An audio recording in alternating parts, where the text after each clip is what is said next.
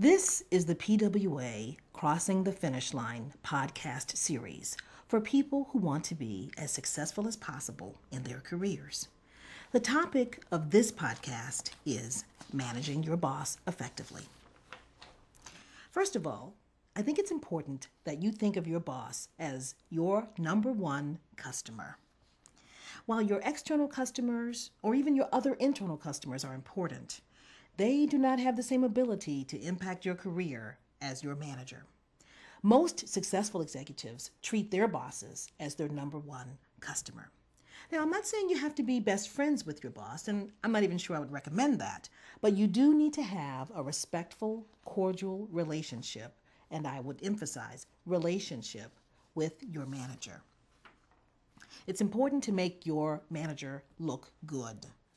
If you make your boss successful, the way the game is played is you should be amply rewarded. Whether your boss likes you or not, he or she will not be able to resist someone who dedicates themselves to making the boss look good. Making the boss look good means working on things that are priorities and important for your boss, making sure that your goals are completely aligned with your boss's goals. Speaking of goals, we want to make sure that we set up our goals at the beginning of the year such that they support our boss's goals at least 75% of the time. That means that 75% of the assignments and projects on which you work are directly related to your boss's goals. And then at the end of the year, we want to make sure we make it as easy as possible for our bosses to write a good, positive performance appraisal for us.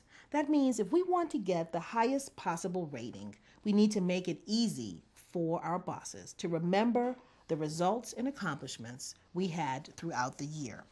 Remember, at the end of the year, most bosses find themselves opening a folder with your name on it and having very little data and very few notes with which to work.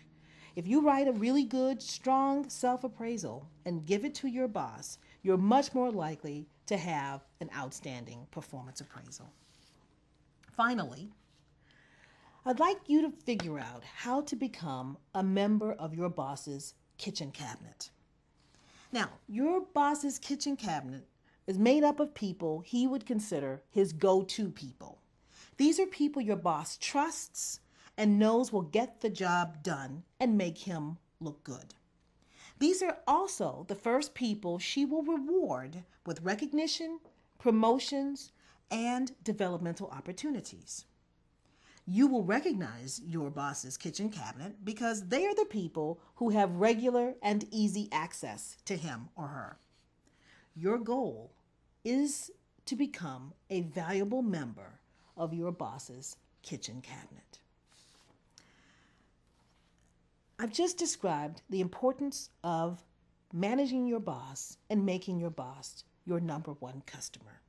If you keep this information in mind, you will be well on your way to crossing the finish line.